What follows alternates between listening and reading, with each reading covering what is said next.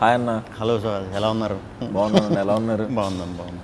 రోజు normally promotions చేసి అన్ని సినిమా గురించి బాగా ఎక్కువ చెప్పేస్తున్నామేమో. సినిమా కాకుండా నార్మల్గా మాట్లాడదాం అని అనుకుంటున్నాను. Super. Normal topics normal topics అంటే సినిమా కాకుండా మనకి ఫుడ్ గురించి తెలుసు, నాకు క్రికెట్ తెలుసు, అది తప్పితే మిగతా నాకేం తెలియదు. మీకు? అంతే అన్న, సేమ్ ఫుడ్ క్రికెట్ అన్న. నేను కూడా నైస్. ఏందన్నారు వాళ్ళ? ఇవాళ చికెన్ నేనే వండుకొని తిన్నానన్న. అవునా? బాగుంటారా? బాగుంటుంది. సూపర్. నేను బాగా వండి కాకపోతే ఎక్కువ వండించేస్తున్నారు ఇంకా ఎక్కడికి వెళ్ళినా. సో అందుకే వంటలు ఆపేశాను, చాలా ఏళ్ళు అయింది. ఇంకేంటి విశేషాలు? ఫుల్ హెక్టిక్గా నడుస్తుంది అన్న. అంటే రిలీజ్ దగ్గర పడింది కదా, ప్రమోషన్స్ అని అడుగుతా కూర్చోబెడేస్తారు కదా. అది ఒక్కటే చెప్పిందే చెప్తే మనకే ఒక్కసారి రే మరి టూ మచ్ మన గురించి మనమే చెప్పేసుకుంటున్నాం అన్నట్టు అనిపిస్తుంది. డెఫినెట్గా వాళ్ళు సినిమా చూడరు కాబట్టి టీజర్ ఇవే చూసి వాటి గురించి అడుగుతారు కాబట్టి మనం ఓపిక్గా చెప్పాలి. ఏంటి వినాయక చవితి సెలబ్రేషన్స్ ఎలా జరుగుతున్నాయి? చాలా బాగా జరుగుతుంది అన్న. అంటే ఫస్ట్ టైం పిల్లడు పుట్టిన తర్వాత ఫస్ట్ వినాయక చవితి. సూపర్. మామూలుగా చేయట్లేదు ఈ సంవత్సరం.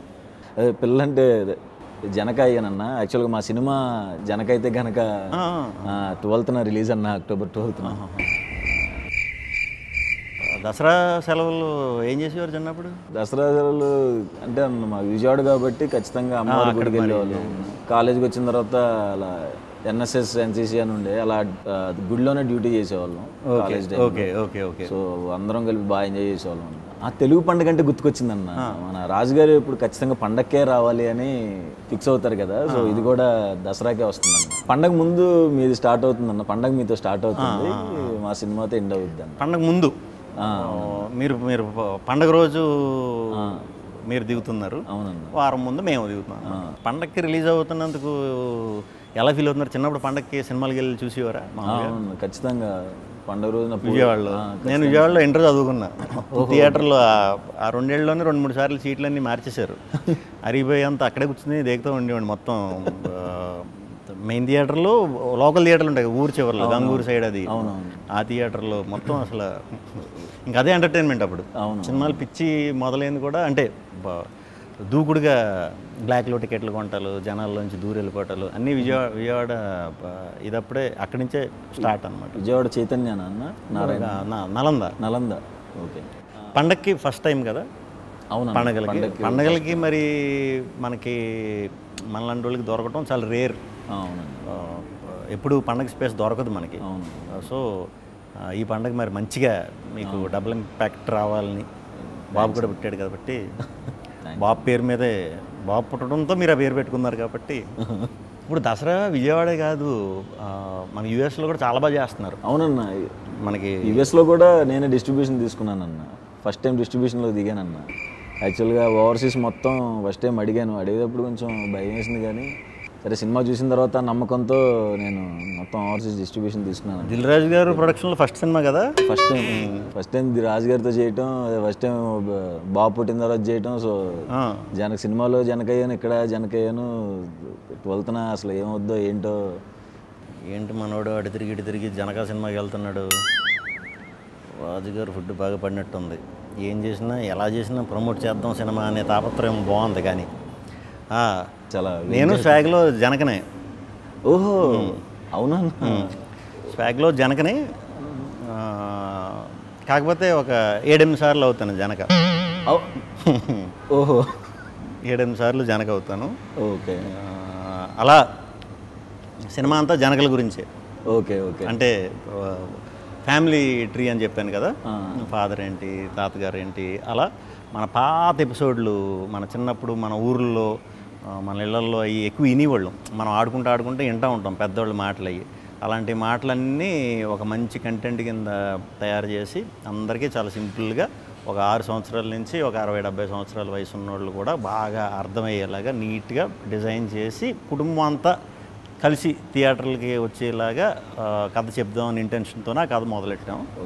సో నాకు కూడా ఎక్స్పీరియన్స్ చాలా బ్రహ్మాండమైన ఎక్స్పీరియన్స్ ఉంది. అందులో గెటప్లు కూడా చాలా వేస్తాం.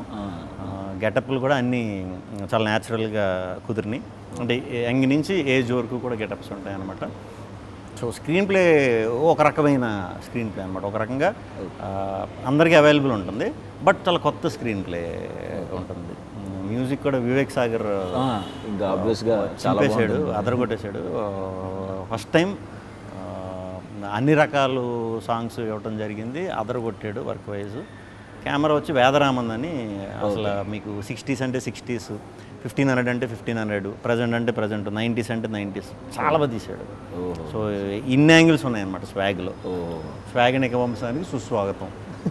ఇప్పుడు అన్ని గెటప్స్ ఫస్ట్ టైం కదా, నా ఎక్స్పీరియన్స్ ఎలా అనిపించింది అన్న మీకు? అది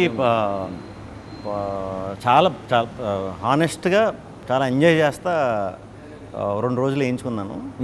3వ రోజు నుంచి అంటే లిటరల్గా ఇంక ఏడిస్తే బాగోదు, కానీ గ్లిజరిన్ పెడితేనే కంట్లో నీళ్ళు వచ్చేవి కాదు. అంటే లెన్స్ ఒకటి ఉండేది, ఏంట్రా ఇది ఉంటే ఇప్పుడు నాకు ఏది ఎన్ని రోజులు మొత్తం అంటే 55 days 56 days గెటప్లు వేయాలి.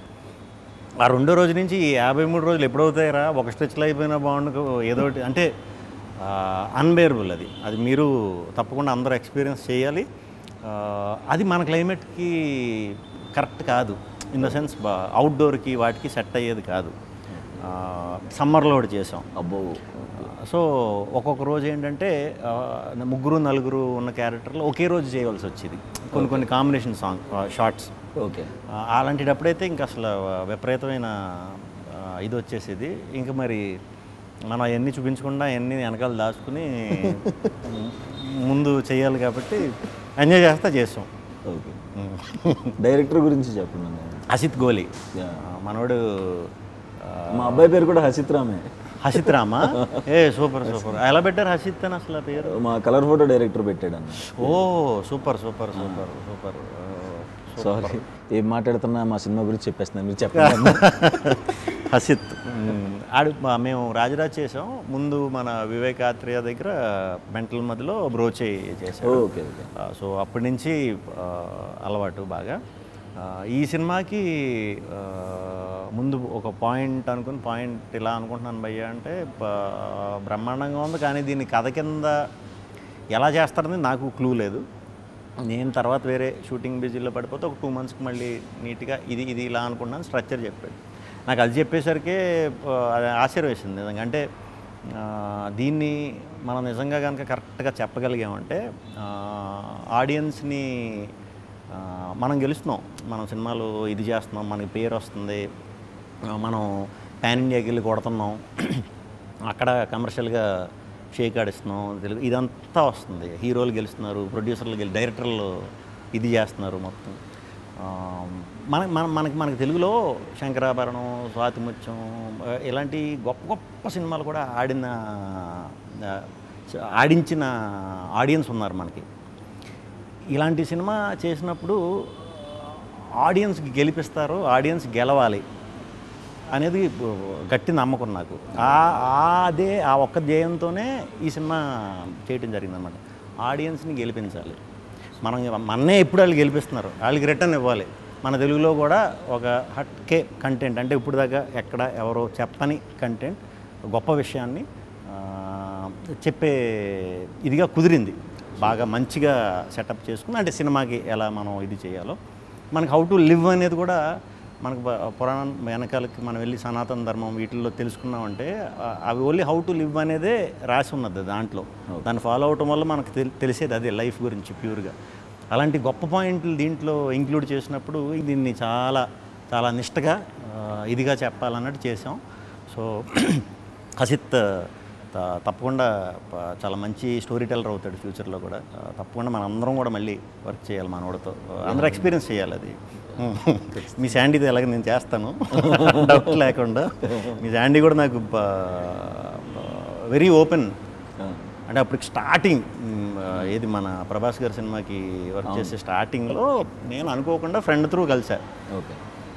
అరే ఇంత మంచిగా ఉన్నాడు లోపల అనిపిస్తుంది కదా మనకి, ఇంత మంచోడుకి అంటే ఏం పాపం ఓన్లీ నిజం చెప్పడం వచ్చి మనవాడికి ఇంకేం బ్రెయిన్లో ఉండవు. పాపం ఇలాంటి వాడు సినిమా ఇండస్ట్రీకి వచ్చాడు, ఇక్కడ కొంచెం బుర్ర వాడాలి లేకపోతే పాపం అన్నట్టు అనుకున్నా. కానీ మంచోళ్ళకి ఎప్పుడు మంచి అవుతుంది అన్నట్టు నిజంగానే మీకు ఈ బ్యానర్లో రావడం అనేది సూపర్. అంటే మనకి మంచి కథ చెప్దామని ఉద్దేశం ఉంటేనే చాలా మంచి అవకాశాలు వస్తున్నాయి. ఇంతకుముందు అలా ఉండేది కాదు. మీకు ఎక్స్పీరియన్సే. ఒక డైరెక్టర్ అవ్వాలంటే ఎన్ని చేయాలో ఏం చేయాలో అంటే వేరే నేను అంటే ఉంటాయి, చిన్న స్క్రీన్ ప్లేస్ ఉంటాయి. ఇప్పుడు అవన్నీ అవసరం లేదు. మంచి కథ దొరికిందంటే పెద్ద పెద్ద ప్రొడ్యూసర్లు కూడా దిగి చేద్దాం అనే దాకా వచ్చేసాం. సో వెరీ గుడ్ డేస్ అని నేను గట్టిగా నమ్ముతున్నా. సినిమా టైటిల్ అదే సినిమా చేయకముందు మీకు జనక అయితే గనక అంటే ఇది అని తెలుసా? తెలుసన్న. ఏ ఊరు? విజయవాడ. అయితే కానీ చాలామంది అంటే ఇలాంటి టైటిల్ నాకు చాలా బాగా నచ్చింది టైటిల్. థ్యాంక్స్ అన్న. మనం అలా అచ్చ తెలుగులో కొన్ని టైటిల్స్ మనం పెడదామని చూసినప్పుడు అచ్చ తెలుగులో మనం కొన్ని పదాలు వాడినప్పుడు ఇది అర్థం కావట్లేదు కదా అని అంటారు. చుట్టూ ఉంటారు కదా కొంతమంది, ఎందుకు కొంచెం అందరికీ అర్థమయ్యేలా పెట్టమంటారు.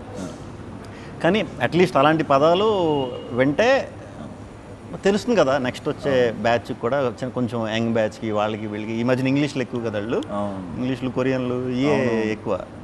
సో తెలుగు ఎంతో కొంత పోర్ట్రేట్ చేయడం అనేది చాలా మంచిది. కొంతమంది వచ్చి మంచి అంటే అర్థం కావట్లేదు, ఏమన్నా మంచి స్వాగ్లో పెట్టచ్చు కదా టైటిల్ అంటున్నారు. స్వాగ్లో అంటే గుర్తొచ్చింది, మాది స్వాగ్ టైటిల్ కదా. నేను అలా మంచి అచ్చ తెలుగు టైటిల్ ఎప్పుడు చూస్ చేసుకుంటా. మా ఫుల్ ఫామ్ కూడా ఏంటంటే స్వాగనిక వంశానికి స్వాగతం. ఓకే. ఇప్పుడు ఇదంతా ఇక్కడ ఫిల్మ్నగర్ నుంచి ఫిల్మ్నగర్ డౌన్ వరకు రాసినట్టు ఉంటుంది. ఇప్పుడు ఇలా పాస్ అయ్యేటప్పుడు చూడాలి కదా, చూసేవాడు టప్ అని స్ట్రైక్.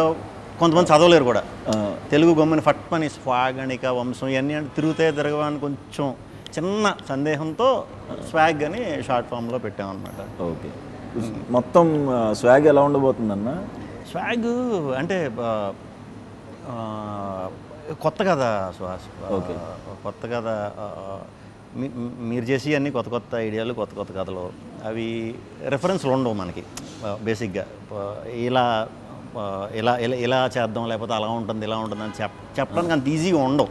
ఎందుకంటే మనం కొత్త పాయింట్లు చేస్తాం కాబట్టి, మీరు చేసినా నేను చేసినా ఇది మన ఇంట్లో కదే, మన రూటెడ్ కదా. మన ఇళ్లలో మనం కానీ, మన పేరెంట్స్ కానీ, మన తాతగారు బామ్మగారు వాళ్ళు కానీ, మన చుట్టాల్లో కానీ మనందరికీ తెలిసిన కదే. కానీ దీన్ని ఒక కథ కింద చేసి సినిమా కింద చేయొచ్చు అనటం ఫస్ట్ టైం అన్నమాట. ఓకే. ఒక ఫ్యామిలీ ట్రీ గురించి, ఒక కుటుంబం గురించి, ఒక వంశం గురించి కథ. ఓకే. ఓకే. అంటే మనకి పూర్వం కొన్ని సంవత్సరాల క్రితం ఆడవాళ్ళు రూల్ చేసేవారు. రూల్ ఇన్ ద సెన్స్ యజమానుల ఇంటికి వాళ్ళే. దాన్ని మాతృస్వామ్యం అంటారు. ఓకే. అది ఇప్పటికీ కేరళలో, నేపాల్లో రన్ అవుతుంది, కంటిన్యూ చేశారు వాళ్ళు. మనం ఏంటంటే ఫ్లిప్ చేసేసాం. అది ఎలా ఫ్లిప్ అయింది, మగాడికి ఎలా అధికారం వచ్చింది, మగాడికి అప్పర్ హ్యాండ్ ఎలా వచ్చింది, అలా తీసుకొచ్చిన వంశమే స్వాగనిక వంశం. సో కథ అక్కడ మొదలవుతుంది అనమాట. కథ అక్కడ మొదలయ్యి పోనీ ఆడపెత్తనం ఉన్నప్పుడు, మగ పెత్తనం ఉన్నప్పుడు బుద్ధులు ఎలా ఉన్నాయి, మగ బుద్ధి, ఆడబుద్ధి. ఇన్ని జనరేషన్లు అవుతున్నా కూడా ఆ కోర్ ఐడియా బుద్ధి మాత్రం మనకు అలాగే ఉంది. ఫర్ ఎగ్జాంపుల్ ఇప్పుడు మీరు జనక అయితే గనక సినిమాలో అంటే ఫాదర్ అవుతారనే కదా. సో మ్యాక్సిమం చాలా ఇళ్లల్లో మనకి బాబు కోసం మనం చూడకపోయినా మన జనరేషన్ బ్యాచ్, మన పేరెంట్స్ ఆడపిల్లలు పుట్టినప్పుడు అరే ఇంకో బాబు వరకు చూడొచ్చు కదా అని అంటారు చాలా. అది వెరీ కామన్ ఈ ప్రస్తుతం. మన పేరెంట్స్ జనరేషన్లో కంపల్సరీ మగపిల్లడు ఉండాలి ఇంటికి. అంతకుముందు జనరేషన్లో మగపిల్లడు పుట్టే వరకు అలా దింపుతూనే ఉండేవారు ఆడపిల్లల్ని. అది సైకాలజీ అలా ఉందన్నమాట. సో ఆ జనరేషన్కి, మధ్యలో జనరేషన్కి, ఈ జనరేషన్కి ఉన్న మా తేడా, ఎంత డెవలప్ అయ్యాం, ఏమేమి వాటిలో డెవలప్ అయ్యాం, అక్కడి నుంచి ఇక్కడ దాకా వచ్చాం, అన్నిటిలో డెవలప్ అయ్యాం, దాంట్లో అయ్యామా లేదా ఆ ఈక్వాలిటీలో అనే దాని మీద కోర్ పాయింట్ ఇది. దీన్ని ఎంటర్టైనింగ్గా క్యారెక్టర్లో అంటే ఒకే వంశం కాబట్టి నేను కొన్ని జనరేషన్స్ నుంచి ఒకే పోలికలతో పుడతా ఉంటాను అనమాట. ముగ్గురు కింద, నలుగురు కింద పుడతా. సో దానివల్ల ట్రిపుల్ యాక్షన్ ఇలా చేయవలసి వచ్చింది అనమాట. ఒకే వంశం కథకి సంబంధించింది కాబట్టి అన్ని రకాల ఎమోషన్స్ ఉంటాయండి. అన్ని రకాల ఎమోషన్స్ ఉంటాయి. కొంచెం కొంచెం పెద్ద కదా, అలా పెద్ద కథ చెప్పినప్పుడు మనకు అన్నీ దొరకడం కష్టం, బ్యాలెన్స్ చేయడం చాలా కష్టం. బట్ లక్కీగా ఎంటర్టైన్మెంట్, ట్విస్టులకి ట్విస్టులు, మంచి డ్రామా, మంచి హ్యూమన్ డ్రామా, ఎమోషన్ అయితే ఎంత నవ్వుకుంటారో కంటతడి పెట్టకుండా థియేటర్ నుంచి 100% బయటికి రారు. సూపర్ ఎక్కువ గెటప్ వేసింది కూడా ఈ సినిమాలో. ఈ సినిమా నాకు అసలు గెటప్ అసలు మనకు మేకప్ వేసి రాక గెటప్లో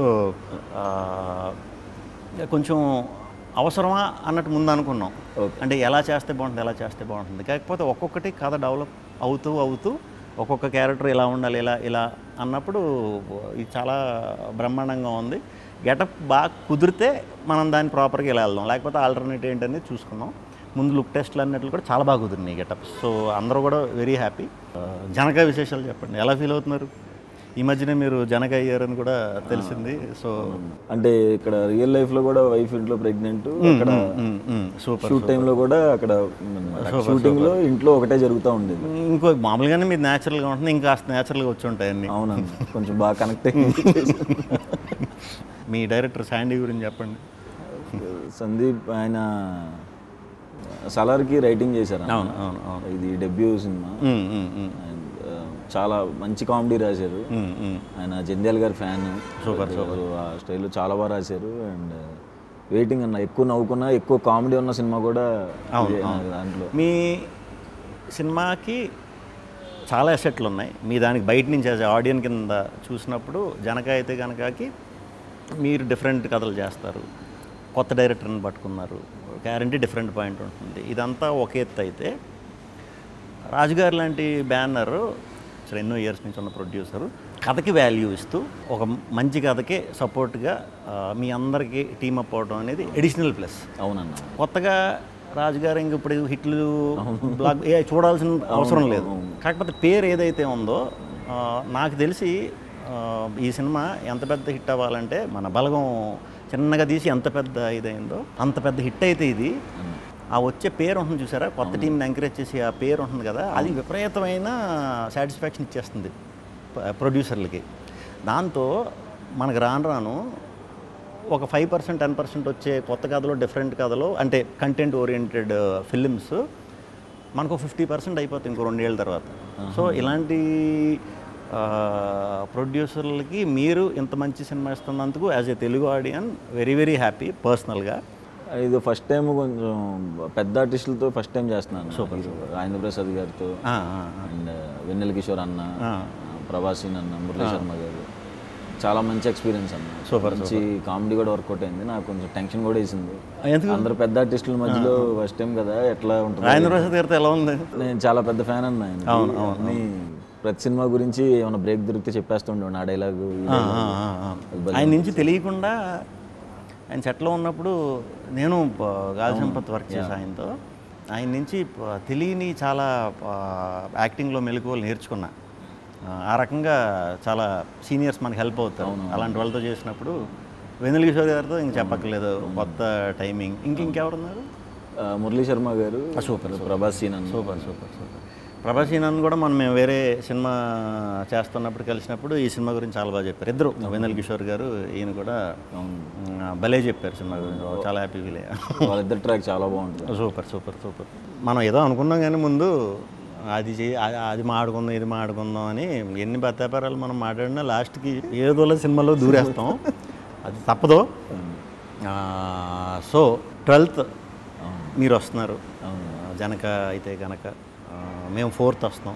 మీ ముందు సినిమాలు ఎలా డిఫరెంట్గా అప్రోచ్ ఉన్నాయి ఆడియన్స్కి. సుహాస్ అంటే ఒక డిఫరెంట్ సినిమా చేస్తాడు, చాలా న్యాచురల్గా చేస్తాడు అనేది ఏదైతే ఉందో అది ఒక 10 రెట్లు పెరగాలని మీ టీం అందరికీ, రాజుగారికి, శాండీకి, టెక్నీషియన్స్ అందరికీ కూడా చాలా మంచి పేరు రావాలని, దసరా రోజు విజయదశమి మీ సినిమా పెద్ద విజయం సాధించాలని మనస్ఫూర్తిగా కోరుకుంటున్నాను. Thank you. All the very best. మీకంటే వారం ముందు మేము వస్తున్నాం 4వ తారీఖు. మీ అందరూ మంచి విషెస్ కూడా మా సినిమాకి ఉండాలని కోరుకుంటున్నాను. మా బ్యాచ్ అందరూ కూడా మీ కంటెంట్స్కి పెద్ద ఫ్యాన్స్ అన్న అందరూ. Thank you. మీ డైలాగ్స్ కానీ, మీరు చెప్పే విధానం కానీ, మీ కంటెంట్స్కి కానీ డెఫినెట్గా ఏదో ఉంటుంది, నవ్వుకోవచ్చు అండ్ డిఫరెంట్గా ఏదో ట్రై చేస్తారని మా అందరం రెగ్యులర్గా మాట్లాడుకుంటాం. మీ టాపిక్ ఖచ్చితంగా కూర్చుంటే అందరం ఒకసారి మీ టాపిక్ వస్తుంది. Thank you. All the very best అన్న. మీకు కూడా thank you very much. Waiting. లక్కీగా క్లాష్ అవ్వలేదు. స్వాగ్ October 4th రిలీజ్ అవుతుంది. లెట్స్ స్వాగిఫై. జనక అయితే గనక 12th అక్టోబర్ రిలీజ్ అవుతుంది, దసరా రోజు. సో అందరూ జనకలు అవ్వకపోయినా పర్లేదు, త్వరలో అవుతారు. సో అందరూ కుటుంబంతో కలిసి